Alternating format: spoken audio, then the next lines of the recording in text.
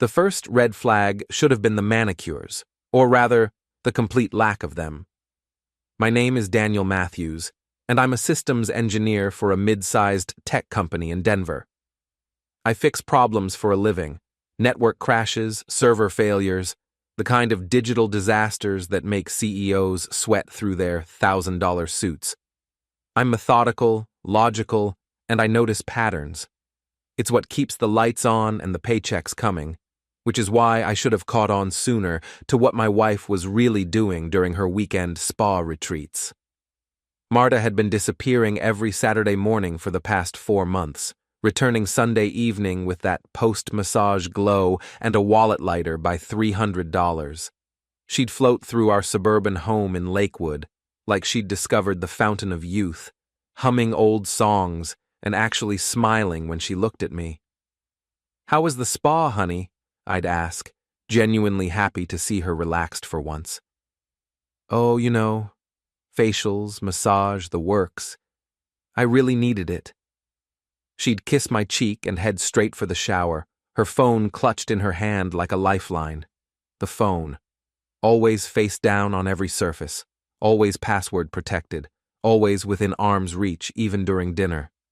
I should have trusted my instincts, but after 15 years of marriage, you learn to pick your battles. Marta worked as a creative director at Morrison & Associates, one of Denver's premier advertising agencies. The stress was constant, the hours brutal, and if weekend spa trips helped her decompress, who was I to complain? Besides, she seemed happier. We were talking more, laughing together during our Tuesday night pizza tradition. She'd even started wearing perfume again, something floral and expensive that I didn't recognize, but definitely appreciated. "Pete thinks you're having an affair," I joked one evening as she returned from her latest retreat, practically glowing.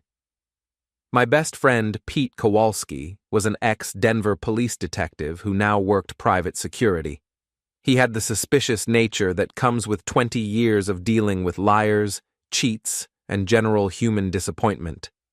We'd been friends since college, and he never hesitated to share his theories about life, love, and why most people couldn't be trusted.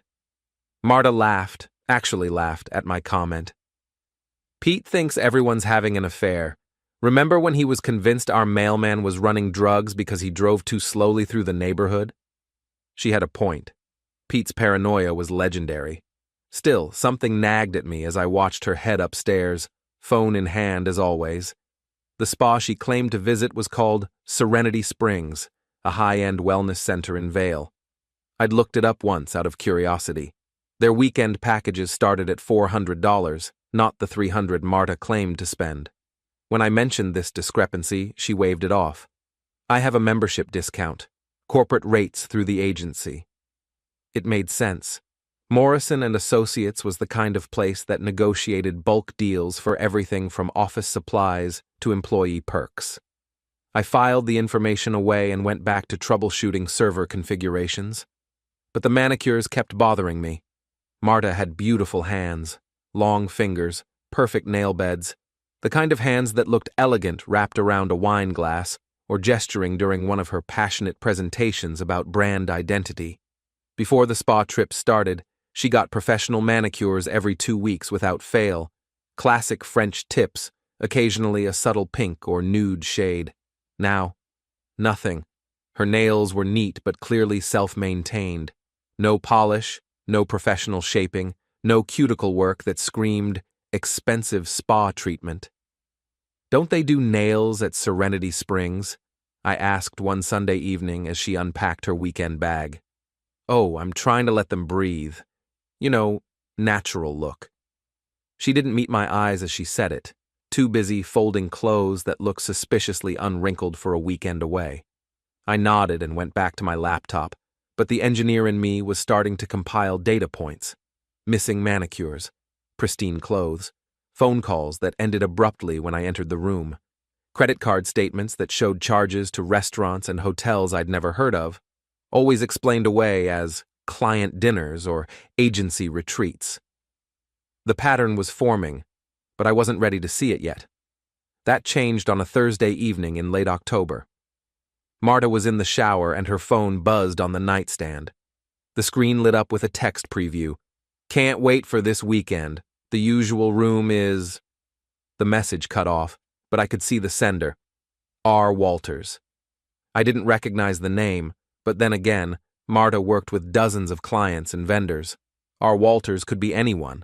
A spa coordinator, a fellow client, a friend I'd never met. I told myself it was innocent and went back to reading. But when Marta emerged from the bathroom, I couldn't help myself. "Who's R. Walters?" She froze, towel wrapped around her, water still dripping from her hair. For just a moment, her face went completely blank. Not confused, not curious, but carefully, deliberately neutral. "Oh, that's Rachel. Rachel Walters. She's another regular at the spa. We've become friends." The explanation came too quickly, too smoothly, like she'd rehearsed it.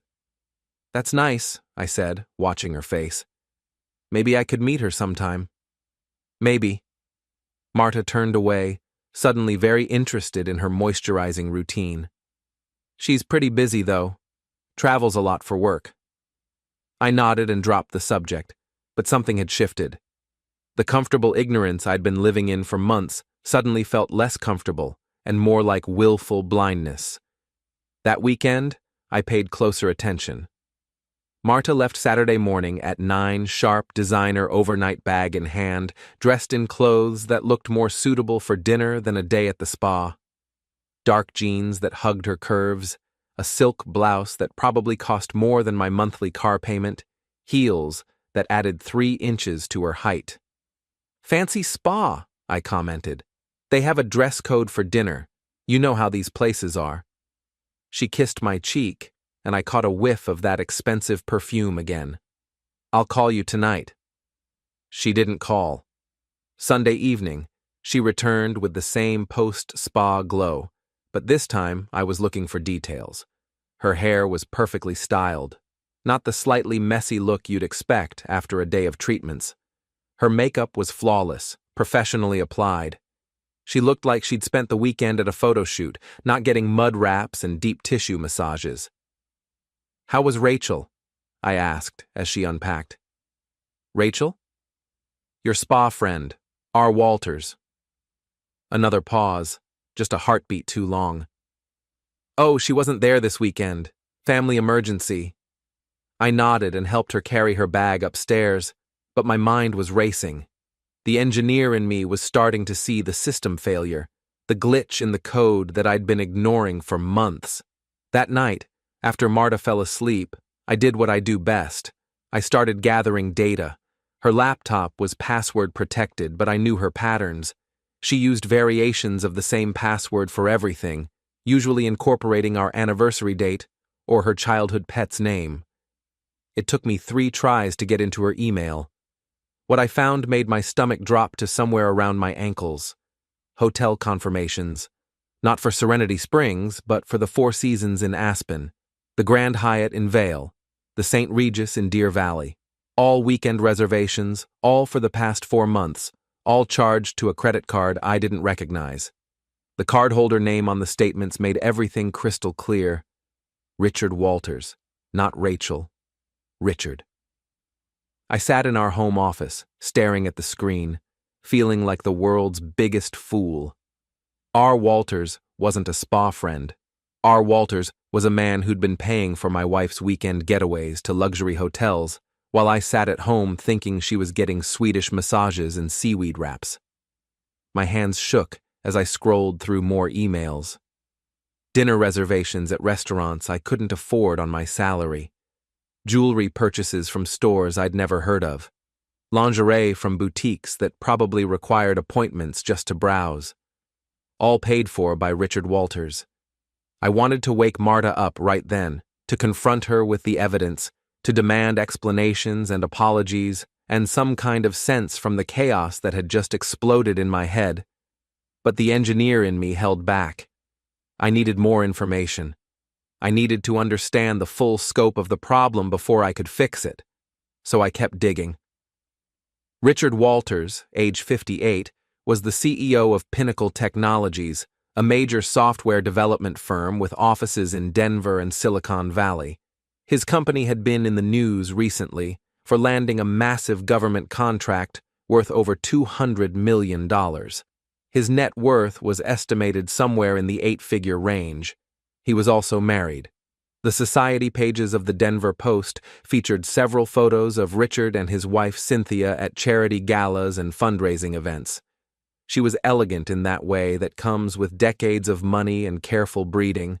Silver hair perfectly coiffed, jewelry that probably cost more than my annual salary, the kind of smile that graced museum donor walls and hospital wing dedications. They'd been married for 32 years, had 2 adult children, both successful in their own right. Lived in a mansion in Cherry Hills Village that had been featured in Architectural Digest. And apparently, Richard had been spending his weekends with my wife. I printed everything: hotel receipts, restaurant confirmations, credit card statements, even a few photos I found buried in Marta's cloud storage that showed her and a silver-haired man who matched Richard's description perfectly. They were sitting at what looked like an expensive restaurant, his hand covering hers on the table, both of them smiling like they shared the world's best secret. By the time I finished, it was nearly 3 a.m. I had a folder full of evidence that painted a picture so clear even I couldn't deny it anymore.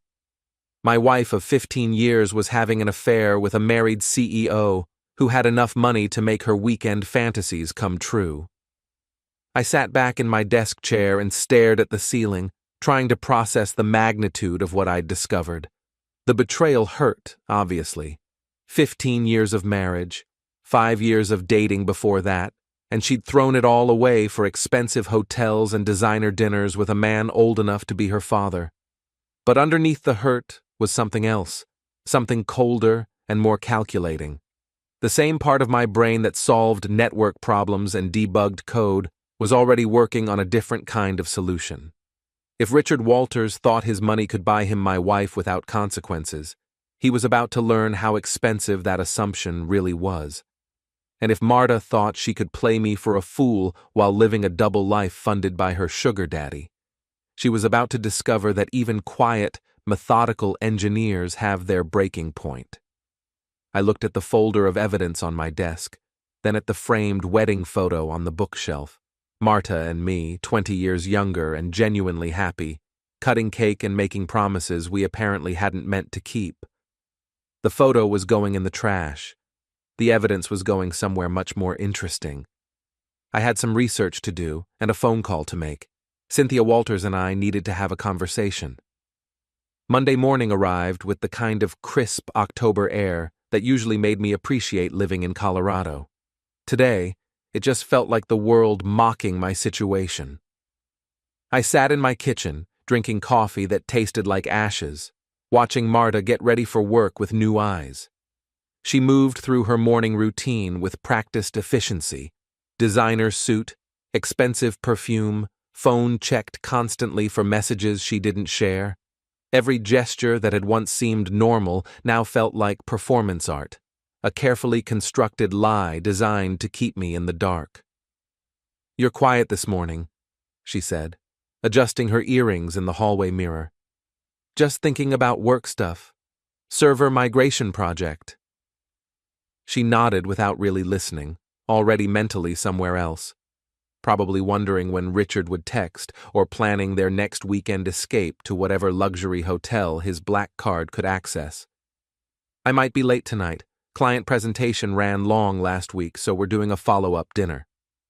Another lie, smooth as silk.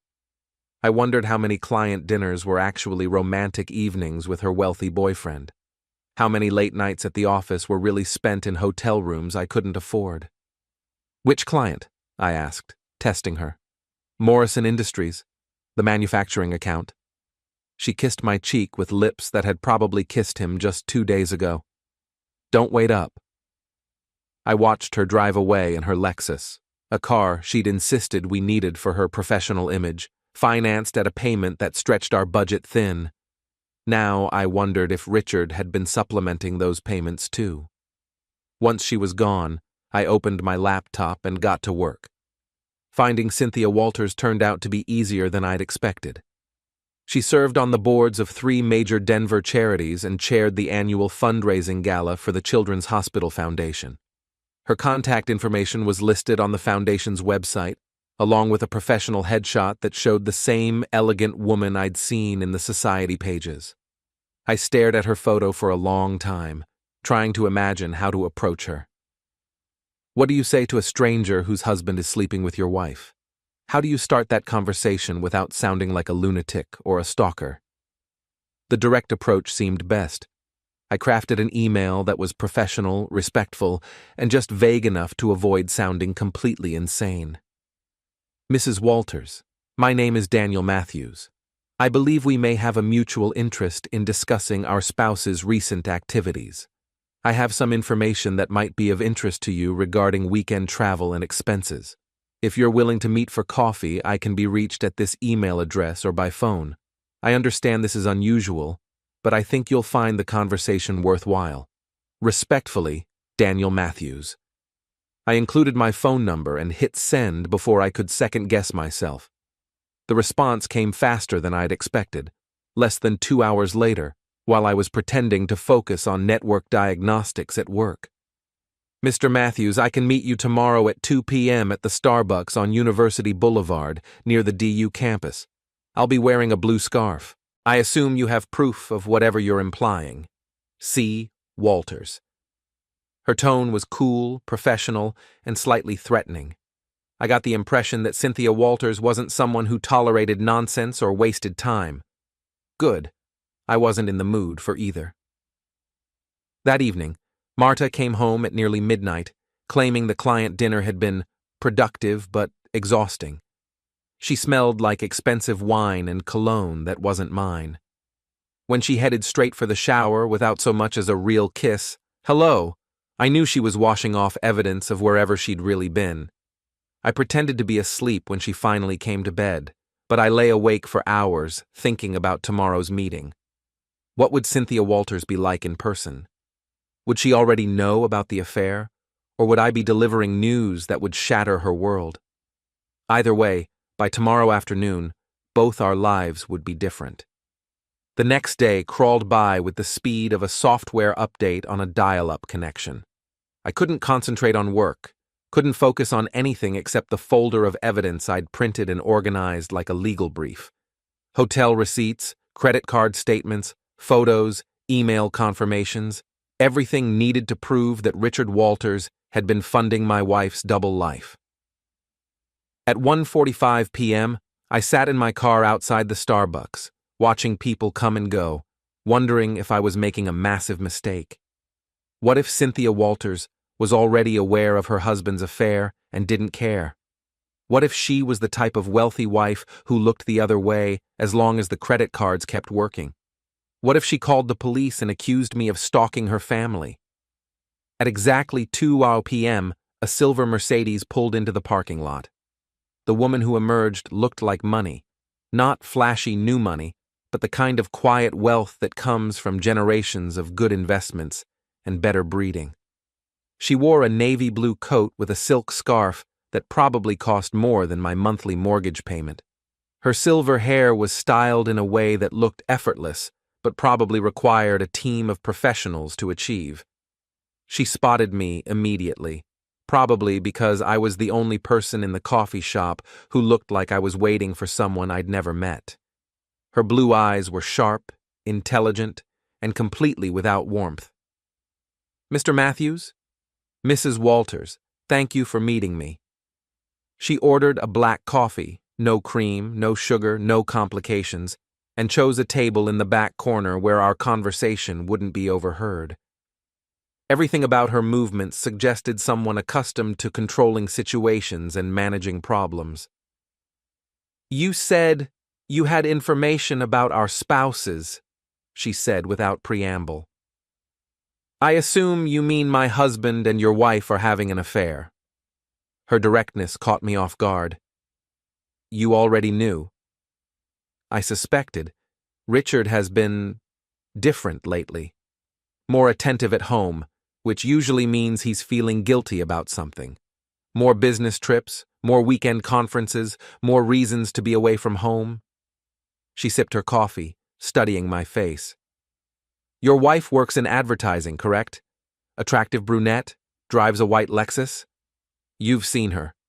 I've seen the credit card statements. Hotels, restaurants, jewelry stores. Either my husband has developed very expensive taste in business entertainment, or he's keeping someone very comfortable. Her voice remained perfectly level, like she was discussing the weather. I assume you have proof? I slid the folder across the table. 4 months' worth. She opened it methodically, examining each document with the attention of someone reviewing a contract. Hotel receipts, restaurant charges, jewelry purchases, all charged to Richard's Black American Express card, all corresponding with Marta's weekend spa retreats. The St. Regis in Deer Valley, she murmured, looking at a hotel receipt. That's where we spent our anniversary last year. How sentimental of him. Her calm was unnerving. I'd expected tears, anger, shock, some kind of emotional response to seeing proof that her husband of 32 years was cheating on her. Instead, she reviewed the evidence like a forensic accountant. This jewelry purchase, she said, pointing to a receipt from an upscale boutique. $1,800 for a necklace. Has your wife been wearing any new jewelry lately? I thought about the delicate gold chain Marta had started wearing a few weeks ago, claiming it was a gift to herself for landing a new client. Yes. She closed the folder and looked at me directly. What do you want, Mr. Matthews? I want them to face consequences for what they've done. I want them to understand that actions have costs, even when you're rich enough to think you're above them. Revenge, in other words. Justice. She smiled for the first time since sitting down, but it wasn't a pleasant expression. I like you, Mr. Matthews. You're direct, you're thorough, and you're angry in a productive way. She paused, considering something. I assume you're planning to divorce your wife? Eventually. But first, I want her to understand what she's thrown away. I want both of them to face the consequences of their choices. And you think I can help with that? You know your husband better than anyone. You know his weaknesses, his pressure points, what would hurt him most. I leaned forward. I'm good with technology, investigation, gathering evidence, but I don't know how to navigate the world he lives in, the social circles, the business connections, the places where reputation matters more than money. You want me to help you destroy him socially and professionally while you handle the personal destruction. I want him to lose everything that matters to him, the same way he's helped my wife destroy everything that mattered to me. She was quiet for a long moment, staring out the window at the traffic on University Boulevard. When she looked back at me, her expression had changed from cool assessment to something that looked almost like anticipation. Richard thinks he's untouchable, she said finally. 32 years of marriage, 2 children, a spotless reputation in the business community. He believes his money and position protect him from consequences. She picked up the folder. This proves he's wrong. So you'll help?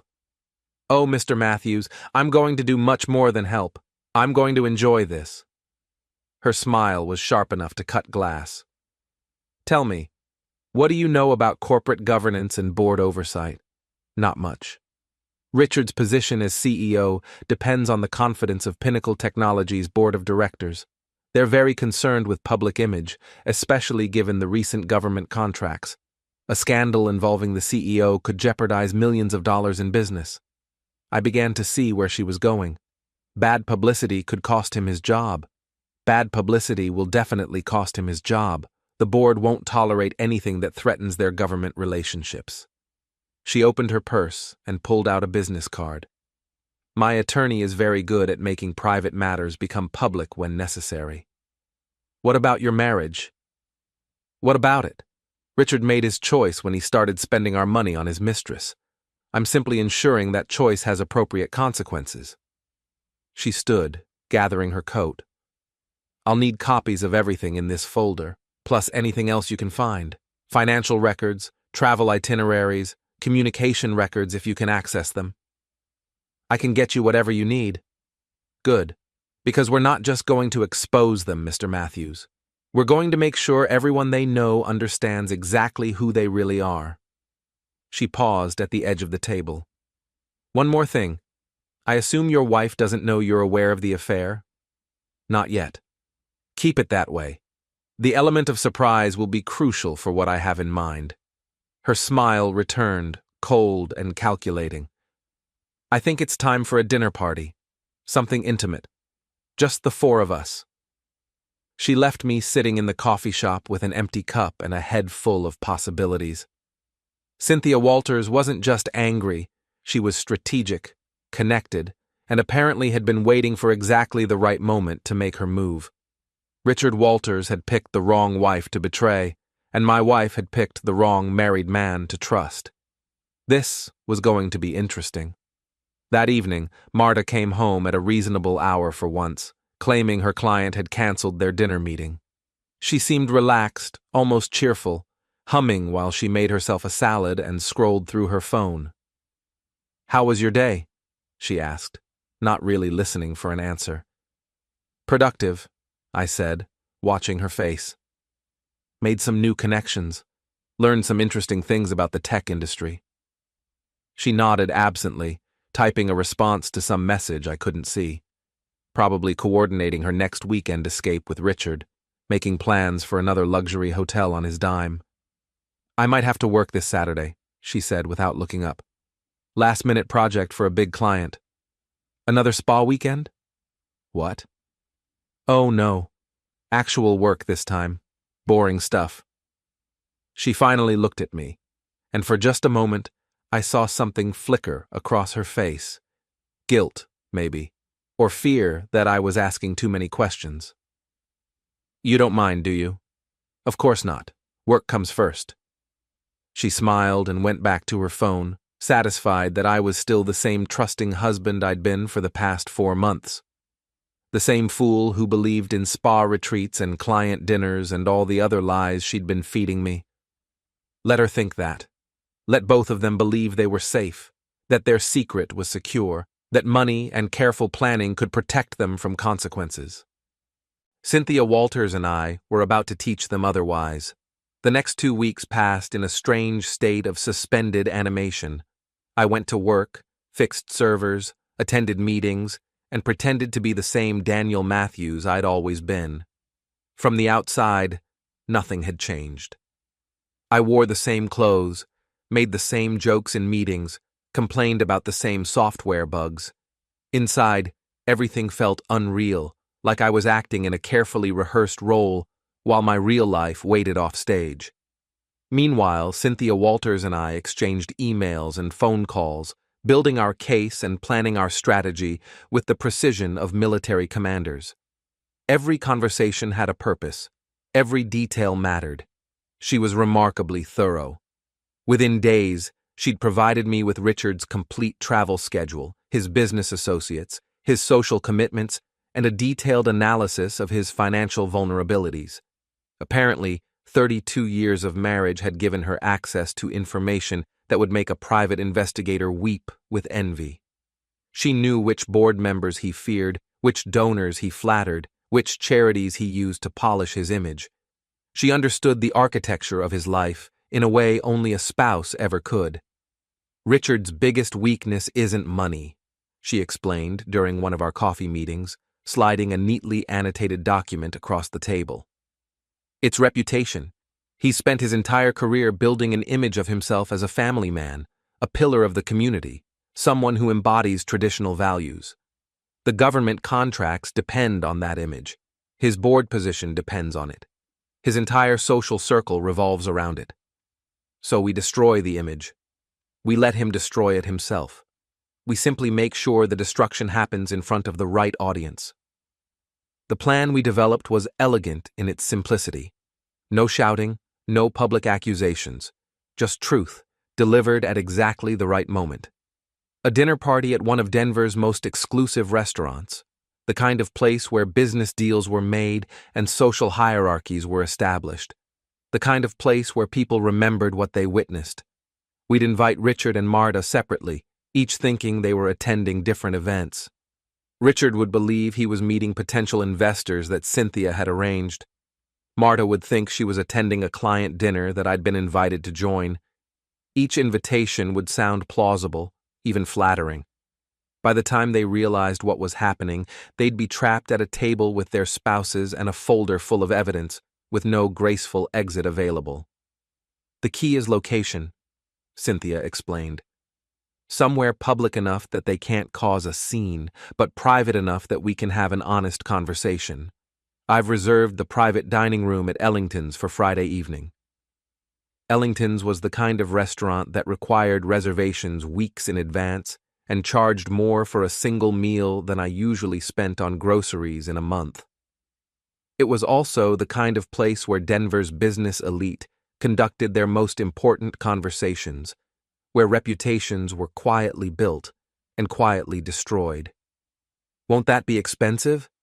Cynthia's smile was sharp. "I'm using Richard's credit card. He's paying for his own execution." The irony was perfect. Meanwhile, Marta continued her weekend disappearances, each one more elaborate in its deception. The lies had evolved. She wasn't just telling stories anymore. She was building infrastructure around them. She'd started creating fake work emails to support her cover stories, complete with fictional client names and project details. She forwarded them to herself, sometimes even to me, as if preemptively defending against suspicion. The effort she put into lying was almost impressive, a level of commitment she'd never shown toward fixing our marriage. "Big presentation on Monday," she announced the Thursday before our planned dinner, not even looking up from her phone. "I need to spend the weekend in the mountains working on the pitch.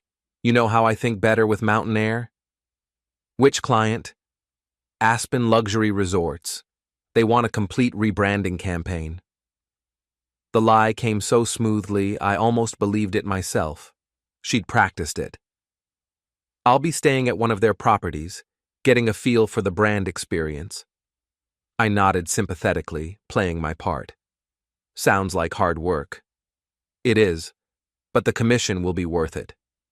She was already packing her overnight bag, choosing clothes that looked more suitable for a romantic getaway than a business retreat. Dresses, heels, things she never wore for actual work trips. "I'll try to call, but cell service can be spotty up there." "I understand. Take your time." She kissed me goodbye Friday morning, light and distracted, and I watched her drive away, knowing it would be the last time she left our house believing her secret was safe. In 12 hours, everything would change. I spent the day in a state of nervous energy, unable to settle. I double-checked our preparations, reviewed the evidence again, reread Cynthia's emails, and tried, unsuccessfully, to focus on work. Every ticking clock felt louder than it should have been. Every email notification made my pulse jump. Pete stopped by my office around lunch, immediately sensing something was different. "You look like someone who's about to do something either very smart or very stupid," he said, settling into the chair across from my desk. "Given your track record, I'm leaning toward stupid." "Thanks for the confidence." "Seriously, what's going on? You've been weird for weeks, distracted, secretive, checking your phone constantly." He paused, studying my face more carefully now. "Please tell me you're not having an affair." The question caught me off guard, and I laughed, actually laughed, for the first time in weeks. "No, Pete, I'm not having an affair." "Good, because Marta would probably hire someone to make you disappear, and I'd have to choose between friendship and self-preservation." He leaned back in his chair. "So what's the deal?" I considered telling him everything. Pete had been my best friend for over 20 years, and his ex-cop instincts might be useful. But Cynthia had been clear about operational security. The fewer people who knew about our plan, the better. "Just work stuff. Big project coming to a head tonight." He didn't believe me, but he also didn't push. "Well, whatever it is, be careful. You've got that look people get right before they make decisions they can't take back." He wasn't wrong. At 5 o'clock, I left the office and drove home to change clothes. Cynthia had been specific about the dress code, business formal, like I was attending an important client dinner, which, in a way, I was. I chose my best suit, a navy blue wool that Marta had helped me pick out for my company's annual awards dinner. The irony of wearing clothes she'd chosen to confront her about her affair wasn't lost on me. At 6:30, I arrived at Ellington's. The restaurant occupied the top floor of a downtown high-rise, with floor-to-ceiling windows that offered panoramic views of the Rocky Mountains. The private dining room Cynthia had reserved was intimate but elegant, with a table for four and enough space for what promised to be a very difficult conversation. Cynthia was already there, looking every inch the wealthy socialite in a black dress that probably cost more than my monthly salary. She'd chosen her outfit carefully, elegant enough to command respect, severe enough to suggest she meant business. "You look nervous," she observed as I joined her at the bar. "I am nervous. This is either going to solve our problem or make it much worse." "It's going to solve it. Richard and your wife think they're clever, but they're not. They're arrogant, and arrogant people make predictable mistakes." She checked her watch. "They should be here any minute." As if summoned by her words, Richard Walters entered the private dining room. He was exactly what I'd expected. Silver-haired, expensively dressed, with the kind of confident bearing that comes from decades of having more money than problems. He moved through the world like someone accustomed to being the most important person in any room.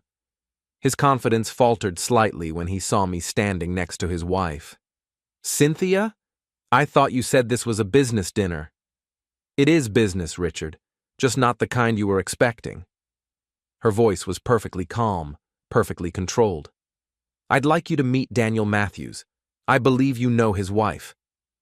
The color drained from Richard's face as understanding dawned.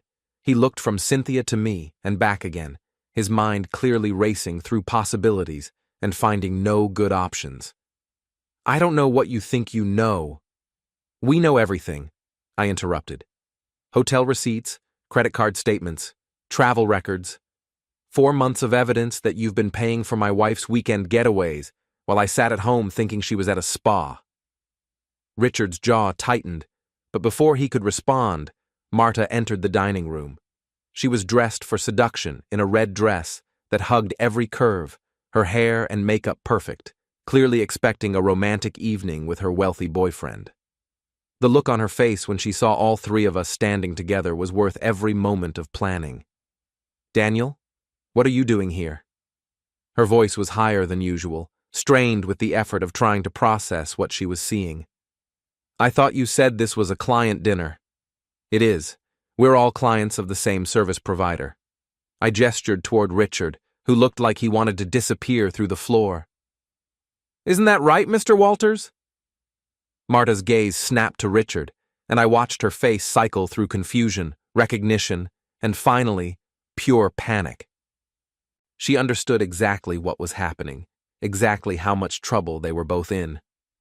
"I can explain." "Please do," Cynthia said, her voice cutting through Marta's stammering like a blade. "I'm particularly interested in hearing about the spa treatments that cost $1,800 for jewelry and require weekend stays at 5-star hotels." The four of us stood in tableau for a moment. 2 betrayed spouses, 2 exposed cheaters, and a table set for the most uncomfortable dinner of our lives. "Shall we sit?" Cynthia suggested, her tone suggesting it wasn't really a question. "I think we have quite a lot to discuss." Richard and Marta exchanged glances, both clearly calculating whether they could simply leave. But Cynthia had chosen the location perfectly. Walking out would require passing through the main dining room, where half of Denver's business elite were enjoying their Friday evening meals. The scandal of being seen fleeing a confrontation would be almost as damaging as staying for it. They sat. I took the chair across from Marta, studying the face I'd been married to for 15 years and realizing I was seeing her clearly for the first time in months. The guilt was written in every line of her expression, in the way she couldn't quite meet my eyes, in the defensive set of her shoulders. Daniel, please, let me explain what's really happening here. I know what's really happening here. You've been spending your weekends in luxury hotels with a married man while telling me you were at a spa. You've been living a double life, funded by his credit card while I paid our mortgage and utilities and groceries. My voice was steady, controlled, almost clinical, nothing like the rage I felt inside. I could feel it coiled in my chest, hot and restless, but I refused to let it surface. The only thing I don't know is why. For a moment, she just stared at me, as if she were trying to decide whether denial might still work. Her mouth opened, then closed again, rehearsing lies that had always come easily before. It's not what you think. It's exactly what I think. I didn't raise my voice. I didn't need to. I pulled out my own folder, a duplicate of the evidence I'd shared with Cynthia earlier, and placed it gently on the table, as if it were something fragile. 4 months of hotel receipts, restaurant charges, jewelry purchases, all paid for by your boyfriend, while you lied to my face about spa treatments and client dinners. I slid the folder across the table, inch by deliberate inch, watching her face as she recognized her own deception laid out in black and white. Dates, locations, amounts, patterns, every weekend getaway, every expensive dinner, every gift that had supposedly been a reward for her hard work, now stripped of its excuses and presented for what it was. Her hands trembled as she flipped through the pages, the color draining from her face. Richard finally found his voice. Look, this doesn't have to become a big deal. We're all adults here. These things happen in marriages. We can work something out. Work something out? Cynthia's laugh was like ice cracking across a frozen lake, sharp, unforgiving. Richard, you've spent over $40,000 in 4 months on hotels, dinners, and gifts for your mistress. You've used our joint credit cards to fund an affair while lying to my face about business trips and client meetings. She opened her own folder, revealing financial records that made my evidence look amateur by comparison. Annotated spreadsheets, flagged transactions, timelines that told a story no one could argue with. Did you really think I wouldn't notice? The number hit me like a physical blow. $40,000. More than I made in 6 months. More than I'd saved over years of careful budgeting. Spent casually on weekend getaways and romantic dinners while I clipped coupons, delayed home repairs, and lay awake at night worrying about our mortgage payment. Marta was staring at the financial records with something approaching horror. Richard, you told me. What did he tell you? I asked, genuinely curious now, the anger giving way to something colder. That his wife wouldn't care? That $40,000 was pocket change? That you were worth destroying 2 marriages? He said they had an arrangement, that Cynthia knew about his relationships and didn't mind as long as he was discreet. Marta's voice was barely above a whisper, and I could see the moment it dawned on her just how thoroughly she'd been manipulated, how disposable she'd always been. An arrangement, Cynthia repeated, her tone suggesting she found the concept academically fascinating. Richard, did we have an arrangement? Because I don't recall agreeing to let you spend our money on hotels and jewelry for women half your age. Cynthia, please, we can discuss this at home. We're discussing it now, here, in front of the people whose lives you've helped destroy with your midlife crisis. She turned to Marta with a smile that could have frozen the sun. Tell me, dear, what exactly did you think was going to happen? Did you imagine he'd leave me for you? That you'd become the second Mrs. Walters and live happily ever after in Cherry Hills Village? Marta's silence was answer enough. Her shoulders sagged, the fantasy collapsing under its own weight. The waiter appeared beside our table, clearly uncomfortable with the tension radiating from us like heat. Would you like to order dinner or? We'll need a few more minutes, Cynthia said smoothly, not even looking at him. And perhaps a bottle of your most expensive champagne. We're celebrating. Celebrating what? Richard asked, his voice thin now, stripped of confidence. The end of your marriage. The end of your career. The end of the comfortable little fantasy you've been living at everyone else's expense. Her smile never wavered. Did you really think there wouldn't be consequences, Richard? That you could betray 32 years of marriage and risk everything we've built together for weekend flings with your employee's wife?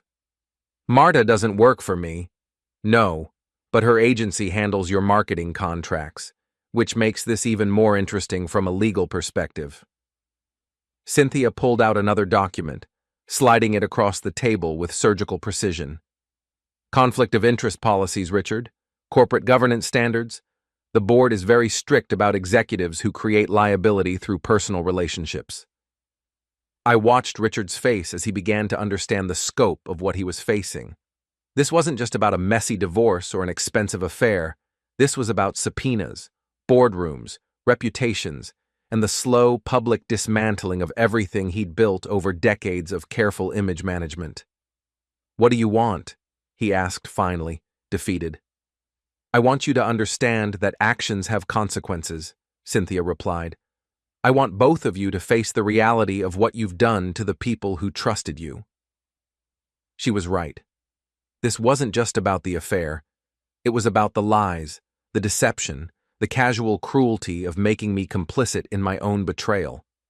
Every time I'd asked about the spa treatments, every time I'd worried about our finances while Richard paid for Marta's luxury weekends, every time I'd felt grateful that my wife seemed happier, I had been participating, unknowingly, in my own humiliation. "The question now," I said, looking directly at Marta, my voice quiet but unyielding, "is what happens next?" The answer to that question would determine whether this dinner was the end of our confrontation or just the beginning. The champagne arrived, and Cynthia poured 4 glasses with the ceremony of someone conducting a funeral service. The bubbles rose through the expensive liquid like tiny accusations, each one a reminder of the money Richard had spent on his deception. "A toast," Cynthia announced, raising her glass. "To marriage, to trust, to the importance of reading credit card statements carefully." None of us drank. Marta was staring at the financial records spread across the table like someone trying to solve a puzzle with half the pieces missing. "Richard, you said this was just between us. You said no one would get hurt." "No one was supposed to get hurt," Richard replied, but his voice lacked conviction. He looked older than his 58 years, the confident CEO facade cracking under the weight of exposure. "No one was supposed to find out," I corrected. "That's different from no one getting hurt. I was getting hurt every time you used his money to lie to my face. Every weekend you disappeared, every story about spa treatments, every time I worried about our finances while you were living like a millionaire on someone else's credit card." The truth of it hit me as I spoke. This wasn't just about the affair, it was about the systematic deception, the way they'd made me complicit in my own betrayal. Every time I'd been understanding about her need for weekend relaxation, every time I'd been proud of her for taking care of herself, I'd been enabling their lie. "I never wanted it to go this far," Marta said, her voice breaking slightly. "It was supposed to be just a few weekends, something fun and exciting before we got too old to enjoy it." $40,000 worth of fun, Cynthia observed. "Richard, I'm curious. Was she worth it? Was the thrill of sneaking around with a married woman worth risking everything we've built together?" Richard's jaw tightened. "Don't make this about money, Cynthia. You've never cared about money." "You're right. I don't care about the money. I care about the disrespect. I care about the lies. I care about the fact that you thought I was stupid enough not to notice." She pulled out her phone and showed him the screen. "I care about the fact that while you were playing sugar daddy to someone else's wife, I was covering for you at board meetings and charity events, making excuses for your absences and distracted behavior." "What do you mean, covering for me?" "The Henderson acquisition meeting you missed last month? I told them you had food poisoning.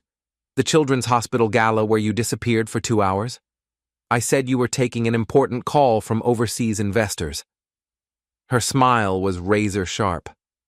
I've been enabling your affair without even knowing it, making it possible for you to maintain your reputation while you destroyed our marriage." The implications of what she was saying began to sink in. Richard hadn't just been cheating, he'd been using his wife's social connections and reputation management to cover his tracks, making her an unwitting accomplice in his deception. I never asked you to." "You didn't have to ask. I did it automatically, because that's what wives do. We protect our husbands' reputations, even when they don't deserve protection." Cynthia's voice was getting colder with each word. "But that ends now." She pulled out another document, this one bearing the letterhead of what looked like a very expensive law firm. "Divorce papers, Richard. Filed this afternoon. You'll be served officially on Monday, but I thought you should know tonight." Richard stared at the papers like they might burst into flames. "Cynthia, we can work this out. Counseling, therapy, whatever you want. This doesn't have to end our marriage." "Our marriage ended the first time you used our credit card to pay for a hotel room with another woman. This is just the paperwork." I found myself oddly impressed by her composure. She was dismantling her husband's life with the same calm efficiency she probably used to plan charity galas. There was something almost beautiful about the precision of her revenge. Marta was crying now, quiet tears that smeared her carefully applied makeup. "Daniel, I'm so sorry. I never meant for this to happen. It felt so exciting, so different from our regular life. I felt young again, desirable, like someone worth spending money on." "You are worth spending money on," I said, and meant it. "Our money. The money we earned together, saved together, budgeted together. You didn't need his money to be valuable, Marta. You just needed to remember that you already had someone who valued you. But we never went anywhere nice, never did anything spontaneous. Our life was so predictable, so ordinary. Our life was real. It was built on honesty and shared sacrifice and actual love, not credit card statements and hotel receipts." I gestured toward Richard. "What you had with him wasn't a relationship. It was a transaction. He bought your time and attention, and you paid with our marriage." The waiter returned, clearly hoping we'd either order food or leave. The tension at our table was probably affecting the atmosphere in the entire restaurant. "Perhaps we should order?" Cynthia suggested. "This conversation might take a while, and I hate to waste a good reservation." "I'm not hungry," Marta said. "Neither am I," Richard added. "I am," I said, surprising myself. "I'm starving, actually. It's been a stressful few weeks, planning this dinner, gathering evidence, coordinating with Mrs. Walters. I've barely been eating." Cynthia smiled approvingly. "The salmon is excellent here. Richard recommended it, actually, after he brought his previous mistress here for dinner." "Previous mistress?" Marta's head snapped up. "Oh, did he not mention? You're not his first affair, dear. Just his most expensive." Cynthia opened another section of her folder, revealing what looked like credit card statements going back several years. There was Jennifer from the marketing department, and before her, that woman from the country club. Richard has quite a pattern of midlife crisis management. The color drained from Marta's face as she realized she wasn't special, wasn't unique, wasn't the great love story she'd convinced herself she was living. She was just the latest in a series of ego boosts for a man who couldn't handle getting older without constant validation. Those weren't serious relationships, Richard protested. "Neither was this one," I pointed out. "Did you really think he was going to leave his wife for you? Give up 32 years of marriage, half his assets, his social standing, his business connections, all for weekend getaways with someone he'd known for 4 months? The question hung in the air like smoke. Marta had no answer, because there was no good answer. She'd thrown away 15 years of marriage for a fantasy that was never going to become reality.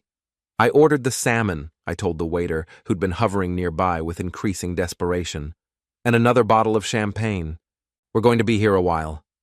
Richard was studying the divorce papers, his face growing paler with each page. "Cynthia, this This is everything. Half the company, half the house, half the investments. Colorado is a no-fault divorce state, but adultery can affect asset distribution, especially when marital funds were used to support the affair. Cynthia's voice was matter-of-fact, like she was explaining a recipe. $40,000 in hotel bills and jewelry purchases creates a very clear paper trail of dissipation of marital assets. You can't take the company. I'm not taking it. I'm claiming my half of your stock options and board compensation. The company will survive. Your position as CEO, however? She shrugged elegantly. That depends on how the board reacts when they learn about your creative use of corporate credit cards for personal entertainment. The room went still after that, like the air itself had been sucked out. Richard stared at her as if she'd just spoken in another language, one he'd never bothered to learn because he assumed it would never be used against him. For years, he'd controlled every conversation with charm, confidence, and the unspoken assumption that consequences were for other people. You wouldn't. The words came out flat, almost childlike, not anger yet, disbelief. The kind of disbelief that comes when a carefully maintained reality finally fractures. I already have. I sent copies of all the relevant financial records to the board chairman this afternoon, along with a detailed explanation of how your personal conduct might affect the company's government contracts. Her smile was sharp enough to cut diamonds. There was no pleasure in it, only precision. The emergency board meeting is scheduled for Monday morning. I watched Richard's face as the full scope of his situation became clear. First confusion, then calculation, then something very close to fear. He wasn't just losing his marriage, he was losing his career, his reputation, his entire carefully constructed life. The boardroom, the press releases, the keynote speeches, the illusion of control. It was all dissolving in real time. All for weekend flings with women who meant nothing to him beyond ego gratification. What about you? I asked Marta. What do you want to happen now? She looked up from the financial records, her makeup ruined, mascara streaked down her cheeks, her red dress suddenly looking more desperate than seductive. It no longer read as confident or bold.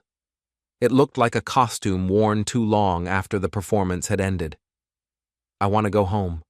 I want to pretend this never happened. I want to go back to the way things were before. Her voice was small now. Not manipulative, not dramatic, just frightened. That's not an option. Why not? She said quickly, panic creeping in. We could try counseling, therapy, whatever it takes. I'll end things with Richard. I'll never see him again. I'll do whatever you want. I shook my head slowly, not in anger, but in resignation. Because trust isn't something you can just rebuild with good intentions and counseling sessions. Because every time you left for a spa weekend for the next 20 years, I'd wonder where you were really going.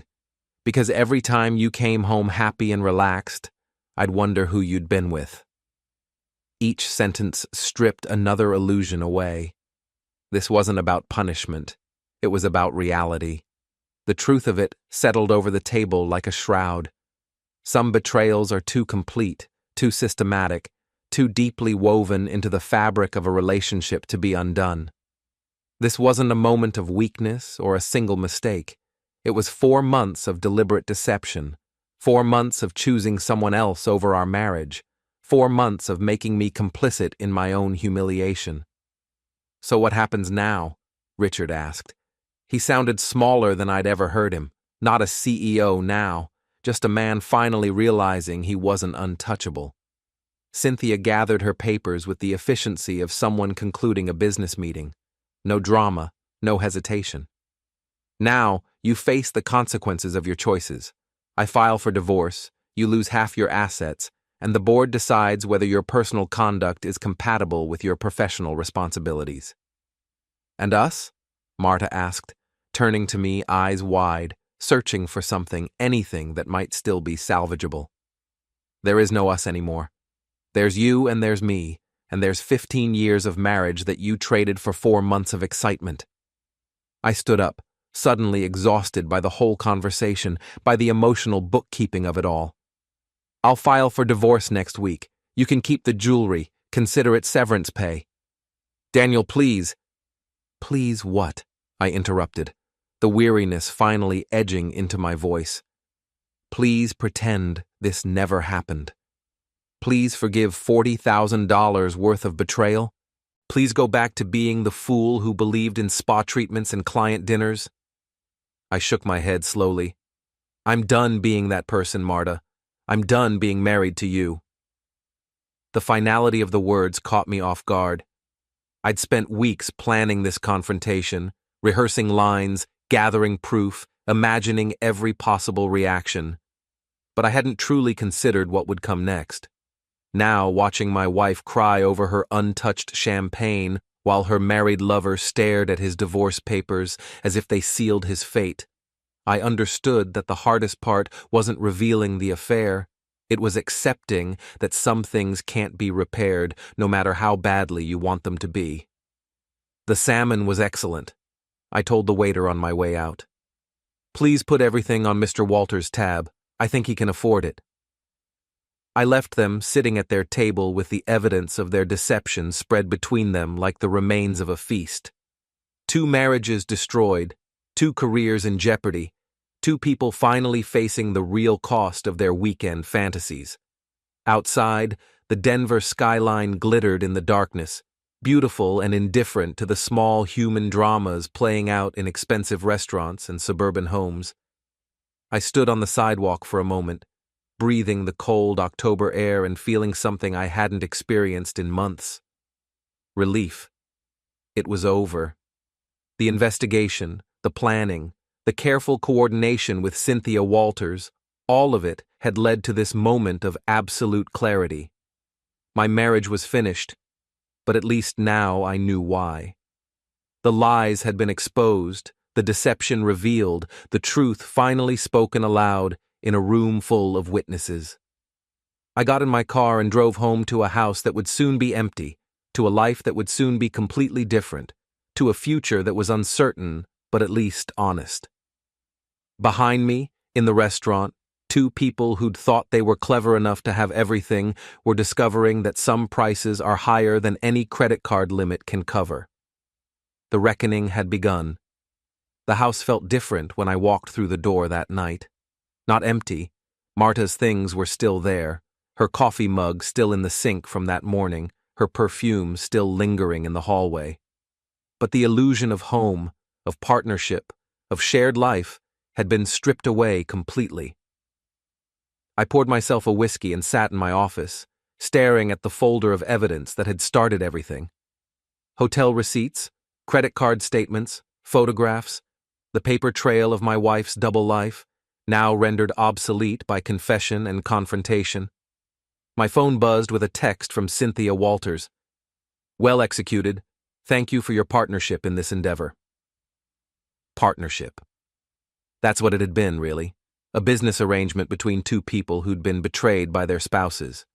We'd pooled our resources, shared intelligence, and executed a plan with the precision of a corporate merger. Another text, this one from Pete. "Whatever you did tonight, the whole restaurant is talking about it. Call me." I turned off my phone. I wasn't ready to explain anything to anyone, wasn't ready to process what had just happened or what came next. For now, it was enough to sit in the quiet house and feel the strange peace that comes after a long-fought battle finally ends. Marta came home at nearly midnight, her key turning in the lock with the hesitant sound of someone who wasn't sure they still belonged there. I heard her heels on the hardwood floor, heard her pause at the bottom of the stairs, probably deciding whether to come find me or go straight to bed. She chose to find me. "Daniel?"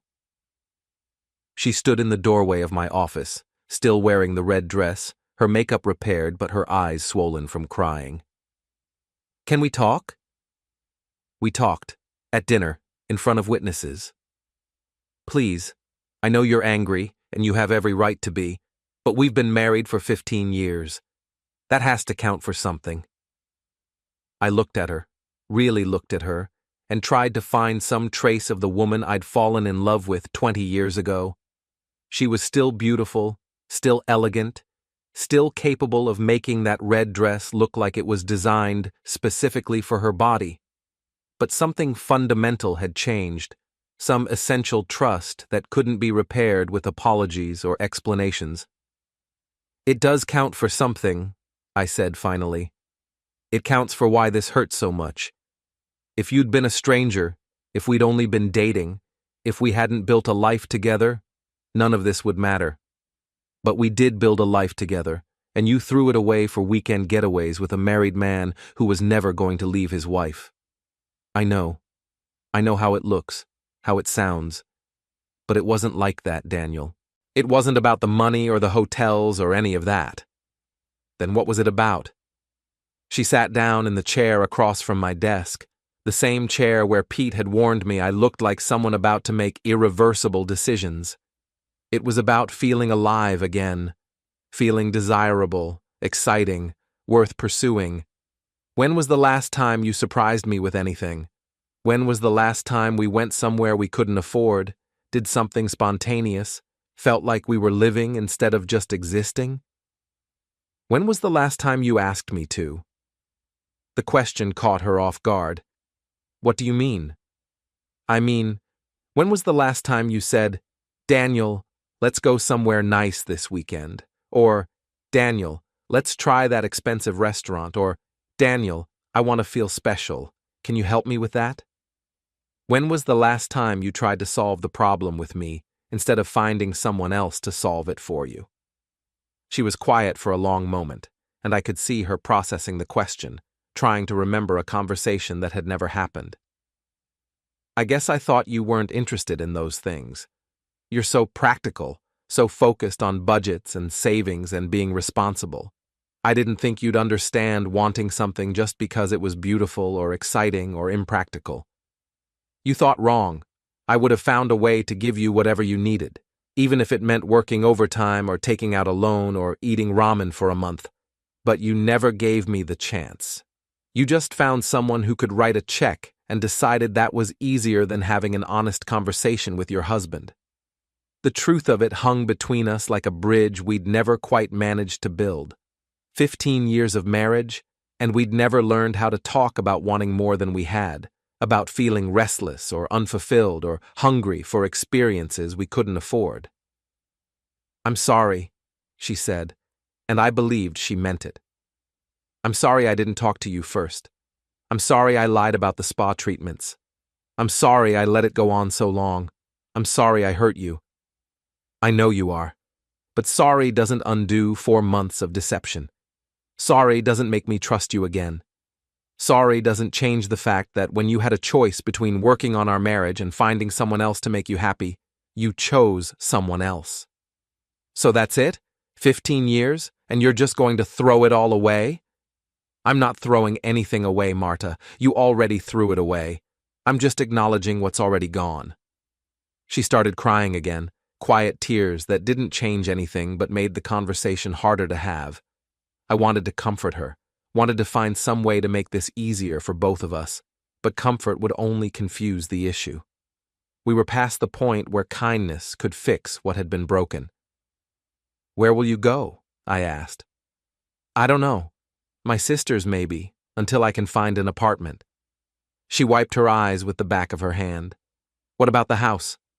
We'll figure it out through lawyers. Everything will be handled properly, legally, fairly.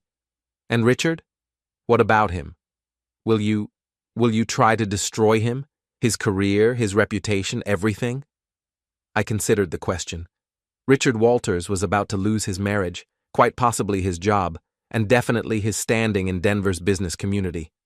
His wife had already set those wheels in motion, and there was probably nothing he could do to stop them. "I don't have to destroy him. He destroyed himself. I just helped make sure the destruction was visible." She nodded, accepting the logic of consequences she'd helped set in motion. "I never meant for it to go this far. I never meant for anyone to get hurt. But people did get hurt. You got hurt, I got hurt, Richard got hurt, his wife got hurt. 4 people's lives turned upside down because 2 of them thought they could have everything without paying for anything. I let the words hang in the air between us, not as an accusation, but as a statement of fact. This wasn't about assigning blame anymore. It was about acknowledging reality. Actions ripple outward, touching people who never agreed to be part of the story. That was the part she still struggled to fully accept. Do you hate me? The question surprised me with its directness. It wasn't manipulative or defensive, just raw. I thought about it seriously, examining my feelings with the same methodical approach I used to diagnose network problems at work. Strip it down, remove assumptions. Look at what was actually there. No, I don't hate you. I'm disappointed in you. I'm angry at the choices you made. I'm hurt by the lies you told. But I don't hate you. I paused, searching for language precise enough to be honest without being cruel. I hate what you did to us. I hate that you gave up on our marriage without even trying to fix it. I hate that you made me complicit in my own betrayal by lying to my face for 4 months. I hate that you let me believe we were fine while you were already somewhere else. But I don't hate you. She nodded slowly, absorbing that distinction, like someone learning a foreign language too late in life. Could you ever forgive me? Probably. Eventually. But forgiveness doesn't mean reconciliation. I can forgive you for destroying our marriage without wanting to rebuild it. Forgiveness is about letting go of anger. Reconciliation is about trust, and trust is gone. She sat in the chair for a few more minutes, neither of us speaking, both of us processing the end of everything we'd built together. The silence wasn't hostile, it was heavy, weighted with shared history, and the knowledge that there were no more useful words left to say. Finally, she stood up, smoothing her sweater out of habit. I'll pack some things tonight and stay at my sister's. We can figure out the rest later. That's probably best. She paused at the doorway, her hand resting on the frame, as if leaving required more effort than staying. She turned back to me one last time. For what it's worth, I did love you. I do love you.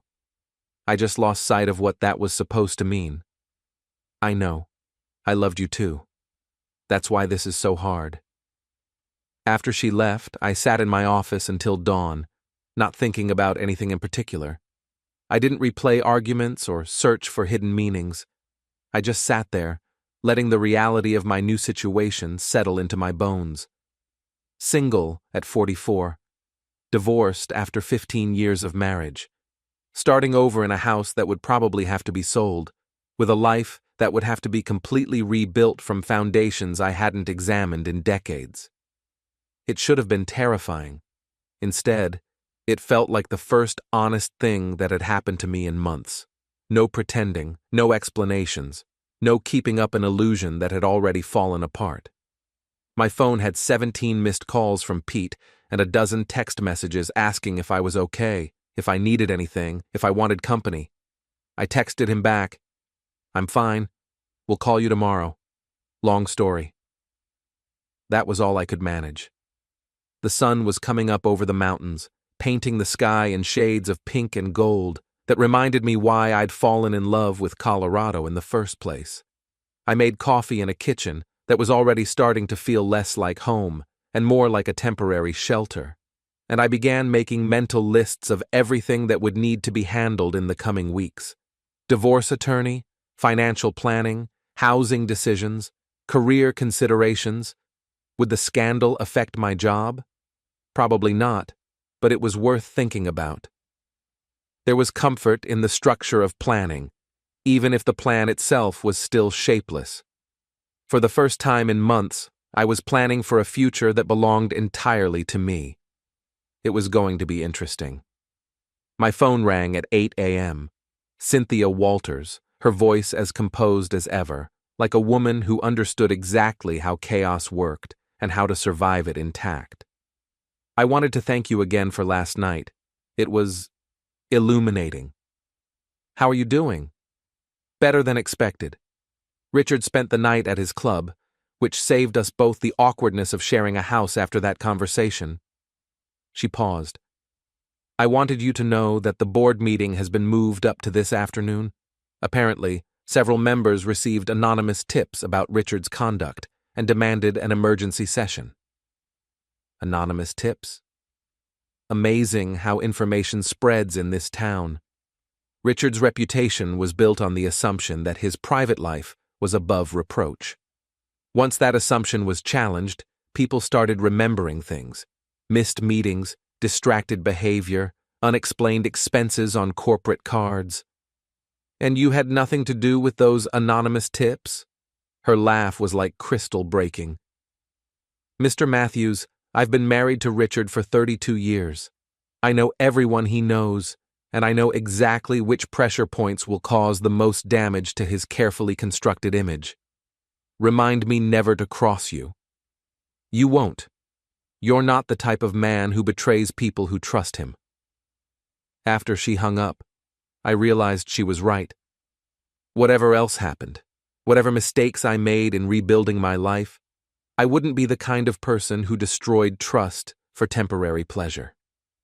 I'd learned too much about the real cost of that kind of betrayal, how it echoed outward, how it hollowed out everything it touched.